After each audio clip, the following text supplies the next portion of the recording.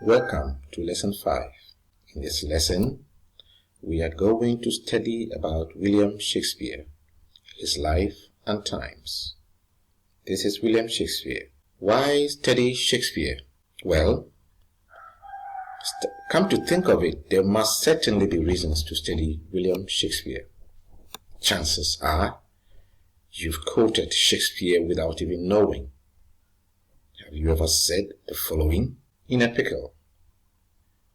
It's Greek to me. Too much of a good thing, as luck would have it. Good riddance. Dead as a doornail. Foul play. A laughing stock. An eyesore. Send me packing. Without rhyme or reason. Well, if you did say or have ever said any of those, then certainly you will have reason to study Shakespeare. Even today, Shakespeare lives on. We can relate to his tales of love, hatred, revenge, courage, trust, and deception. So much of our world today has been influenced by Shakespeare, particularly the English language. Indeed, some have said he, as a person, has probably influenced the English language than anybody else. Let's look at his early life. Well, some have seen his early life as a mystery because not much information is available about Shakespeare's early life. But the little that's available, we have put them together. Some information available suggests that Shakespeare must have been born certainly in April. Some have said it's 23rd, some 26th, 1564. He died in April 26th, 1616. So William Shakespeare was born in April and he died in April. He was born in Stratford upon Avon. He was the third of 8 children. His parents were John and Mary Adden Shakespeare. Mary was the daughter of a wealthy landowner. John was a glove maker and a local politician. This is Stratford upon Avon in Shakespeare's time. This is the River Avon, and this is the town. This is the layout of the town during the time of William Shakespeare. Now this is Stratford upon Avon today. Have a look at it. Quite some development, obviously.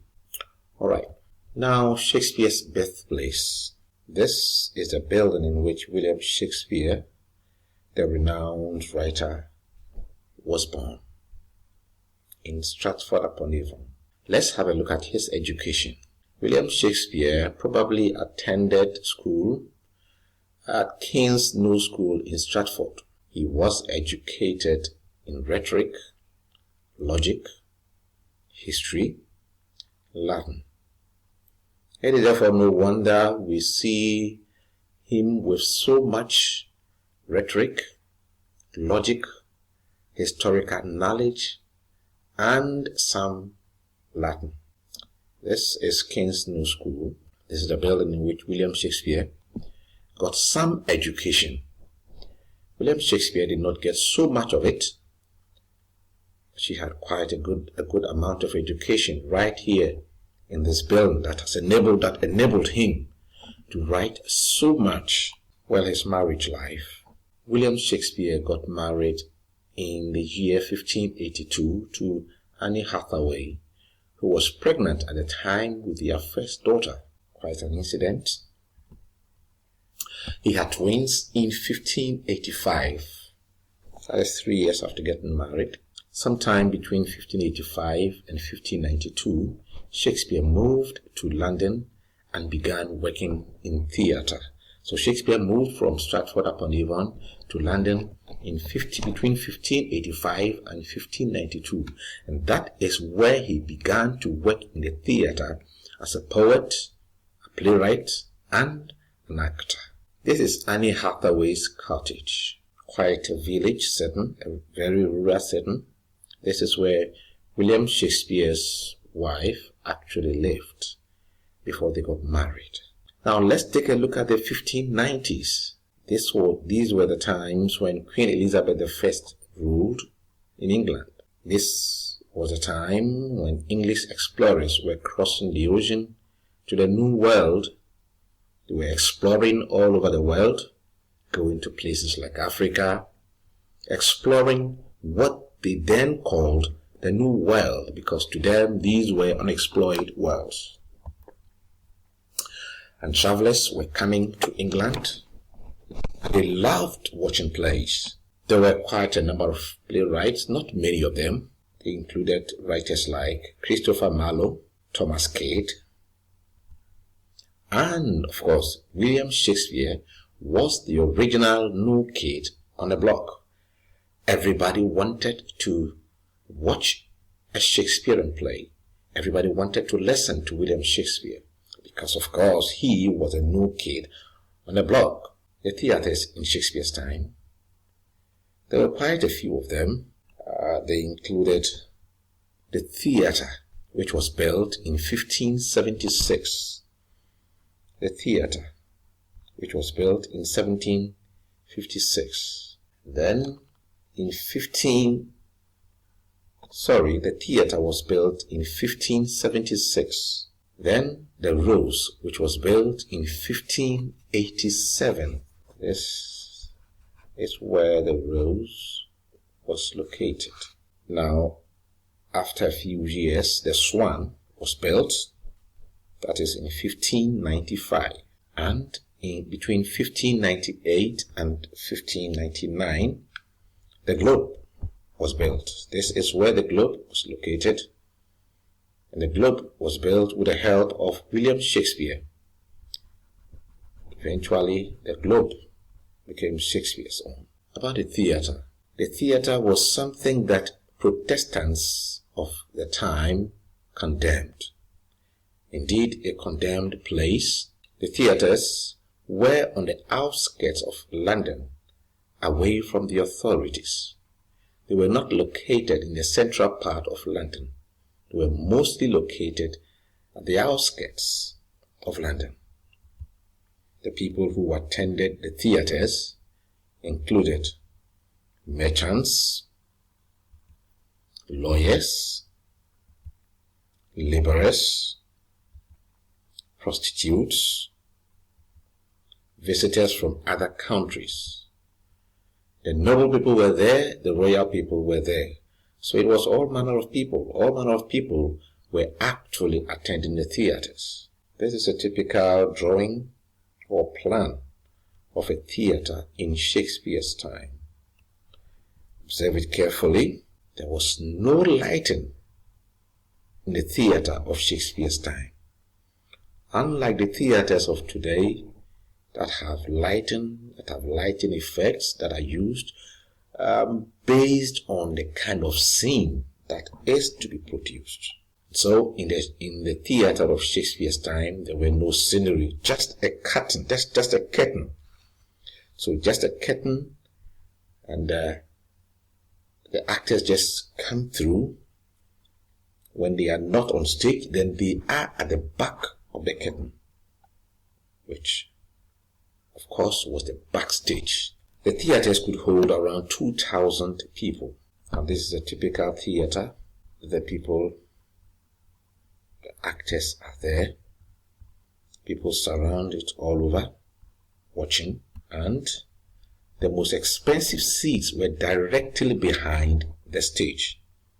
The places that are so close to the stage, those were the most expensive seats, of course. It was at those places that you would get the best views. People sitting there could only see the actors from behind. Yet those were seen as the best views. They couldn't see the actors so well, but they could see them very close. Only they were just behind.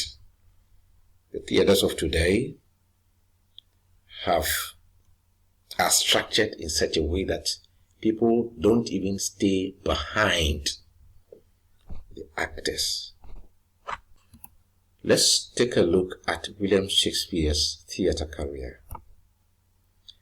He was a member and later part owner of the Lord Chamberlain's men under Queen Elizabeth I. These were people who acted in the court of Queen Elizabeth. He built the Globe Theatre in 1599, and he was a primary investor. He was a major part of the Globe Theatre. Later, his group was called the King's Men under King James I. Of course, they performed in the courts of the Queen, and after the Queen, during the reign of King James I also, they performed in his court. And of course, they loved to watch Shakespeare. The Globe was unfortunately burnt down in 1613 during one of William Shakespeare's plays. In the course of the performance of the play, unfortunately, the place got burnt down. This is the rebuilt Globe Theatre in London today. They tried to build it according to the plan as it was, but had to modernize it. So if you go to London today, this is what you will see as the Globe. Let's take a look at the plays written by William Shakespeare. His plays were mostly divided into comedies, histories, and tragedies, where some have tried to add a fourth, which was the romances. But basically, his plays have been looked at in terms of comedies, histories, and tragedies. This is how they were presented originally in the folio. Well, some have also looked at it in terms of comedies, histories, tragedies, and tragicomedies. Over here, we will look at them as comedies, histories, and tragedies. He has quite a number of them. The comedies include All's Well That Ends Well, As You Like It, Comedy of Errors, Laughs Labour Lost, Measure for Measure, The Merchant of Venice, quite a wonderful book, The Merry Wives of Windsor, A Midsummer Night's Dream, which is the test that you're going to treat so much later on, Much Ado About Nothing, The Taming of the Shrew, The Tempest, Twelfth Night, Two Gentlemen of Verona, Winter's Tale. Then the histories include Henry IV, Part 1, Henry IV, Part 2, Henry V, Henry VI, Part 1, Henry VI, Part 2, Henry VI, Part 3, Henry VIII, King John, Pericles, Richard II, Richard III, and the tragedies include Antonio and Cleopatra, Coriolanus, Cymbeline, Hamlet, Julius Caesar, King Lear, Macbeth, Othello, Romeo and Juliet, Timon of Athens, Titus Andronicus, Troilus and Cressida. In all, 38. These are the 38 plays that have been firmly attributed to William Shakespeare. There are some others that we have not been able to firmly attribute to Shakespeare, but these are the 38 plays that have been firmly attributed to Shakespeare.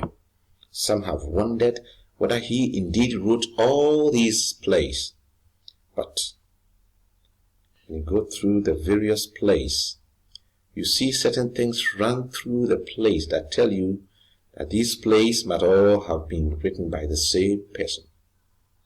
Because Shakespeare was not so much educated, some have suggested that, well, the plays must have been written by some others. But the plays were certainly written by William Shakespeare. And he performed in most of these plays himself as an actor. But Shakespeare did not only write plays, he also did quite a lot of poetry. Shakespeare wrote 154 sonnets. Well, a sonnet is a poem of 14 lines, usually with some specified rhyme scheme and metrical patterns. And William Shakespeare wrote 154 of them. But I'm sure later we will learn more about sonnets. That is, if you have not learnt about sonnets in your previous lessons already. He also wrote numerous other poems. Where did he get his ideas from? Well, he got it from all over the world.